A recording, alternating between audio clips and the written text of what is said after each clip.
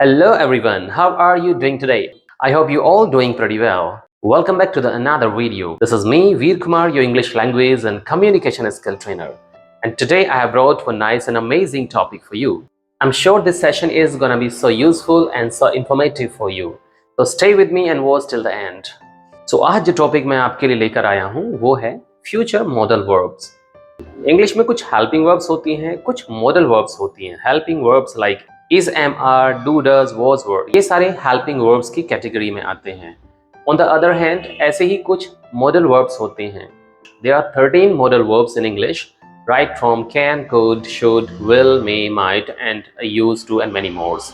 इन सब के बारे में हम फ्यूचर में डिस्कस करेंगे, बट जो आज मॉडल वर्ब्स मैं आपको समझाने वाला हूँ वो मॉडल वर्ब्स हैं future related modal verbs. And there are 3 modal verbs which are used generally in future. आप सभी ने इन modal verbs के बारे में सुना होगा because these are pretty common modal verbs. और ये modal verbs हैं will, may and might. See, modal verbs जो होती हैं वो हमेशा base form में ही use होती हैं. So will जो है वो भी base form में use होगा, इसका कोई second form, third form या ing नहीं होता है. will को आप will ही बोलेंगे, इसमें कोई second form या third form use नहीं कर सकते हैं. You cannot use ed, willed. No आप विल में आईएनजी लगा करके इसको फॉर्म को यूज नहीं कर सकते हैं, आप विलिंग नहीं बोल सकते हैं। विलिंग भी एक इंग्लिश में वर्ड होता है बट उसका एक अलग मतलब होता है। इंग्लिश में एक वर्ड के काफी मतलब हो सकते हैं, तो विल के भी 2 मतलब होते हैं। जो विलिंग के साथ बोला जाता है वो विल का मतलब होता है इच्छा, स्ट्रॉन्ग विल पावर। आपने सुना होगा he has a strong will power, उसके अंदर दृढ़ इच्छा शक्ति है। If you want to learn English you must have a strong will power. तो वो विल जो होता है उसका सेंस होता है एक इच्छा शक्ति होना, और विलिंग अगर उसमें आईएनजी लगा देते हैं तो उसका मतलब बन जाता है इच्छुक। लाइक मैं आपसे मिलने का इच्छुक हूँ, I am willing to meet you. क्या आप इंग्लिश सीखने के इच्छुक हैं? Are you willing to learn English with me? तो उसका एक अलग सेंस हो जाता है। लेकिन जिस विल की मैं आपको बात बताने जा रहा हूँ वो विल एक अलग है, ये फ्यूचर मॉडल वर्ब है। और ये जो मॉडल वर्ब्स होती हैं इनको यूज करना आसान इसलिए भी है क्योंकि इनके साथ लगने वाली जो मेन वर्ब होती है उसको भी हम बेस फॉर्म में ही बोलते हैं। I mean will, may, might के साथ जो वर्ब आप लगाओगे, जो एक्शन आप लगाओगे, उसको भी हम फर्स्ट फॉर्म में ही यूज करते हैं। ना कोई सेकंड फॉर्म, ना थर्ड फॉर्म, ना कोई आईएनजी। तो विल से आप सेंटेंस बनाएंगे तो उसके साथ जो वर्ब आएगा उसकी भी हम फर्स्ट फॉर्म ही यूज करेंगे। चलिए कुछ एग्जाम्पल लेते हैं। मैं आपसे कल मिलूंगा, I will meet you tomorrow. वह कल देहरादून जाएगा, He will go to Dehradun tomorrow. क्या आप नेक्स्ट ईयर शादी करोगे? Will you marry next year? देखिए शादी करना मैरी होता है, जबकि इसको गेट मैरिड भी बोला जा सकता है। लेकिन अगर आप गेट का यूज करोगे तो मैरी के साथ आपको थर्ड फॉर्म यूज करनी होती है, गेट मैरिड। इसका मतलब भी वही होता है, शादी करना। तो या तो आप ऐसे बोल दीजिए will you Mary next year, will you get married next year. और इन 2 वर्ड्स के साथ एक नया वर्ड भी आजकल ट्रेंड में है जिसे आप यूज कर सकते हैं शादी करने के लिए, वो होता है tie the not. Tie means बांधना, नॉट मतलब गांठ। तो गांठ बांधना मतलब शादी के बंधन में बंध जाना। तो टाई द नॉट मतलब शादी करना। इसे आप सेंटेंस में यूज करें फ्यूचर में, क्या आप नेक्स्ट ईयर शादी करोगे? Will you tie the not next year? हाँ मैं अगले साल शादी करूंगा, yes I will tie the not next year. अगर आप नेगेटिव सेंस में बोलना चाहते हैं तो विल के साथ आपको नॉट का यूज करना है, बहुत सिंपल है। क्या आप मेरा काम करोगे? Will you do my work? नहीं मैं आपका काम नहीं करूंगा, I will not do your work. And now let's try to understand may. अब मे को समझने की कोशिश करते हैं। तो विल को हमने यूज किया जहां पर 100% पॉसिबिलिटी या 100% श्योरिटी होती है किसी भी काम को करने की।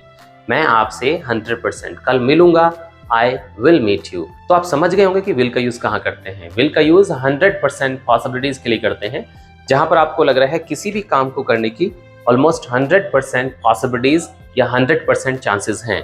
लेकिन मान लेते हैं उस काम को करने के या होने के चांसेस 100% नहीं है, थोड़े से कम है। यू कैन से 80%, 70% या 90%, मतलब थोड़े से कम चांसेस हैं।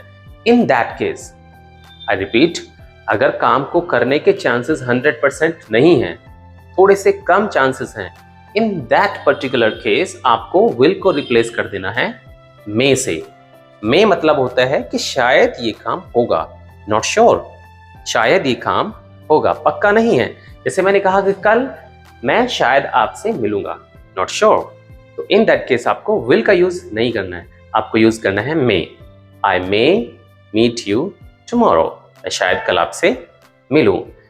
मैं शायद इंग्लिश सीख जाऊंगा। आई मे लर्न इंग्लिश, वह शायद आपकी हेल्प कर देगा।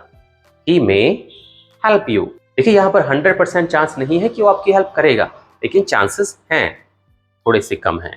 ही मे हेल्प यू, वो शायद आपकी हेल्प कर देगा। इसको नॉट के साथ भी यूज किया जा सकता है, वो शायद आपकी हेल्प ना करे। ही मे नॉट हेल्प यू, आज शायद बारिश होगी, पॉसिबिलिटीज हैं, चांसेस हैं। इट मे रेन टुडे, और अगर हम बोलते हैं आज शायद बारिश नहीं होगी, तो it may not rain today. तो ये था यूज मे का। And now let's try to understand the use of might. Might भी इन्हीं लेवल में से लोवेस्ट लेवल का वर्ड होता है, जहां पे चांसेस 100% है, वहां पर आपको यूज करना है विल। चांसेस थोड़े से कम है, वहां पर यूज करना है मे। और चांसेस और भी कम हैं किसी काम को होने के, शायद ही ये काम हो पाएगा, या शायद ही मैं ये काम करूंगा, in that particular case you have to use might. मतलब जहां पे 10, 20 या 30% चांसेस हैं, in that particular case you have to use might.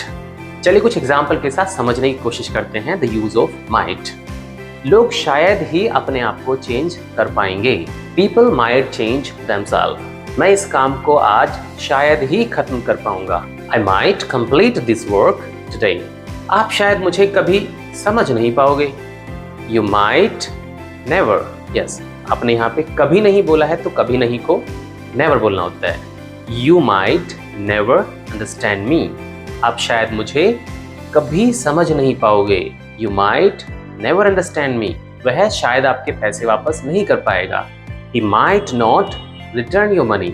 सो ये था concept will, may and might को लेकर के। And there is a small task for all of you, comment box में जाइए और एक एक एग्जांपल ट्राई कीजिए with will, may and might. And if you find this video really informative, then don't forget to subscribe to my YouTube channel and follow me on Facebook and Instagram. Keep practicing, keep learning. See you in my next video.